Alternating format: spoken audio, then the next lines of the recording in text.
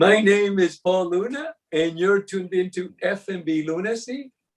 I am here today with Chef Andre Gomez, owner of Porch Light Latin Kitchen. Chef, talk to us about Porch Light Latin Kitchen, the inspiration behind the name. Where are you located? Yeah, so I'm located in planet Earth, but currently in Smyrna, Georgia. The Porch Light Latin Kitchen has been, as they say, a dream, right? I saw my family, my grandparents, my parents have their own businesses, and as I grew older, I wanted to find out what business did I want to be in. What did I think of myself that I could make myself happy and make others happy? Food was the thing, and the restaurant was the thing, right? So you go through school, culinary school, business school, working through life and learning, and the goal was like, I want to have my own place, and Porch Light became that place because I needed to, in my community, because we live in Smyrna, I wanted to bring a place that brought people to me, right, to where I was from, to the Latin experiences that I grew up with, going to Argentina, living in Puerto Rico and around South America, and being a place where, hey, your neighbor happens to be from Puerto Rico and he wants you to come over and enjoy a good time, and being able to put cultures and traditions, and then obviously my own self into a restaurant has been amazing. It's a place where strangers come in the door, and then they leave as friends, and they're able to enjoy something different than they wouldn't regularly, and I think that experience is a big part of why I wanted to have the restaurant, because experience for me, experience for you, and just being able to to have fun with it. It's been a life passion, if you will, right? To have this restaurant and being able to have it. It's a small space, 42 seats, the counter bellies up into the kitchen, so you're seeing everything, you're smelling everything, and it really gives people a feel like, hey, we're at this guy's house, we're at this guy's porch, and we're just having a good time, and it's been really cool to have that, what you think in your head, to have people come back and explain, kind of express that same feeling back, has been really nice. Who was your inspiration? I there's been a lot, but I think, just my family is my inspiration. My family growing up and the things I was experiencing with them, and then my obviously my circle with my wife and my kids. They just being able to make them proud, and make them feel like, hey, that's my son, that's my dad, that's my uncle, that's my cousin, and being able to share this with them as well. I mean, they inspire me all the time, because I want to do better for them and do good for them, Chef, are you a breast or a legs man? Am I a breast or a leg man? I like both. Well, it depends how far you are from me. If you're far away, I gotta look down and then come up. But if you're close, I gotta look up and then go down, right? What do you enjoy doing? Or if you're from behind me, then I gotta look down first and then come up. I mean. What do you enjoy doing? But I do like that. I do like the dark meat. So dark meat. So I guess I'm a leg man. I don't know. Unless the breast is brined. What do you enjoy doing when you're not working? Oh man, I enjoy really being with my kids. I enjoy being at the beach. I enjoy just hearing the noise, putting my toes in the sand. I've recently I've started walking, so I enjoy walking. Being able to just take 30 minutes for myself and clear my mind. And just leave my phone, leave everything behind, and just go for a walk and just really breathe and see nature, because being in a restaurant, we're stuck inside all the time. So being able to be outside, I've really enjoyed that.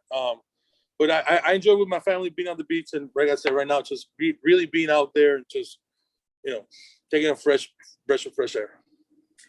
What type of music do you enjoy listening to? Oof. I am like a crazy jukebox of music. But because it goes. I mean, it depends on the mood too. I think music, much like food, it puts you in a mood, right? So a lot of salsa, reggaeton, reggae is a big part of it. And then we go all the way down to, Gato Barbieri, who's this,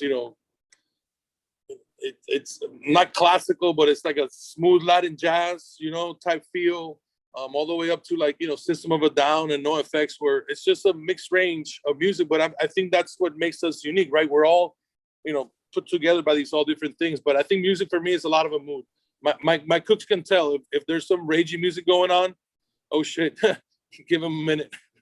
If they hear the Bob Marley or Steel Pulse, it's gonna be a chill day today, guys. We're good.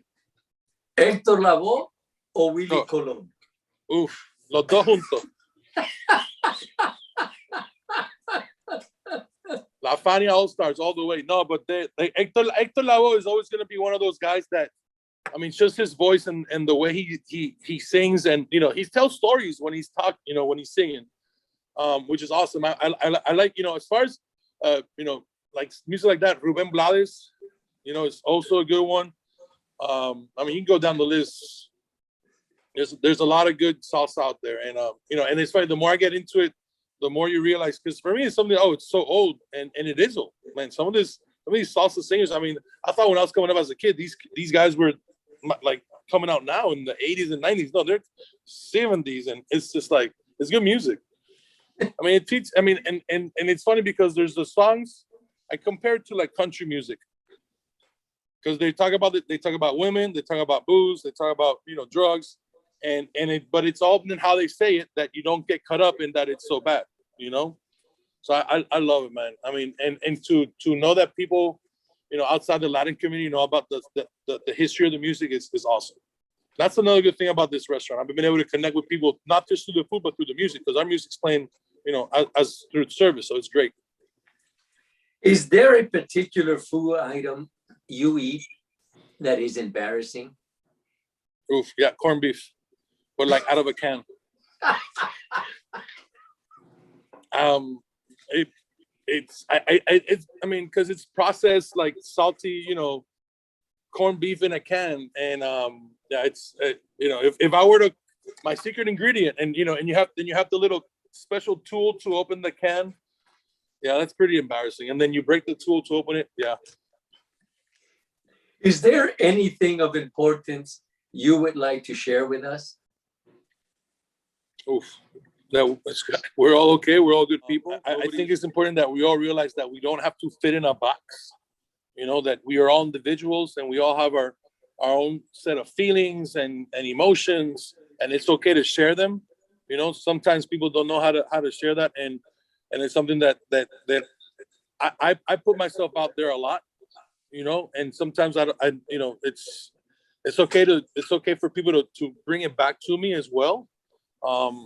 Just because you wear your emotions and your heart on the sleeve doesn't mean that you're a bad person. It's everything has to be taken with a grain of salt sometimes. Fill in the blank. Cooking is awesome.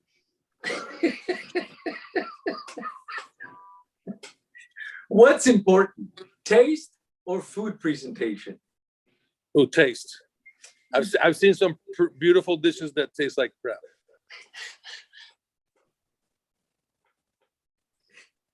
Chef, this is an odd question. What does playing with yourself mean to you?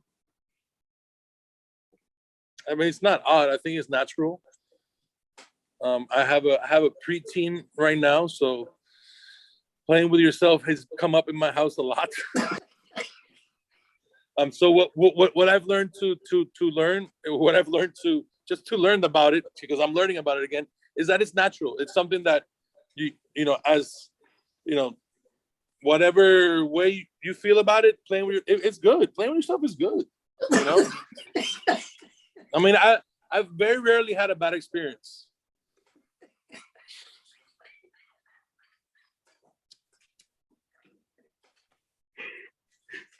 Chef Gomez, do you consider yourself a lunatic?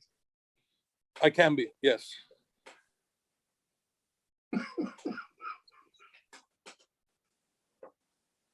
mean, it's, like, it's funny these you ask me that question because, like, people ask, oh, man, you're crazy. You open a restaurant. I'm like, yeah, you're right. I'm fucking crazy, but I'm not stupid, I mean, you have to be kind of crazy to do what we do, in whatever way you want to put that lunacy at, right? No pun intended. Do you consider yourself a lunatic? Of course. But yeah, of course, we are a living contradiction. The human being is a living contradiction because we think one thing, but we live the opposite of what we think. So the only way to actually think and make sense of anything is to think illogically, because logic doesn't make sense. Right. So based on that, for me, I am a lunatic. I concur. I can't tell you how many times I'm going to bet I'm going to do this tomorrow and I'll do something else.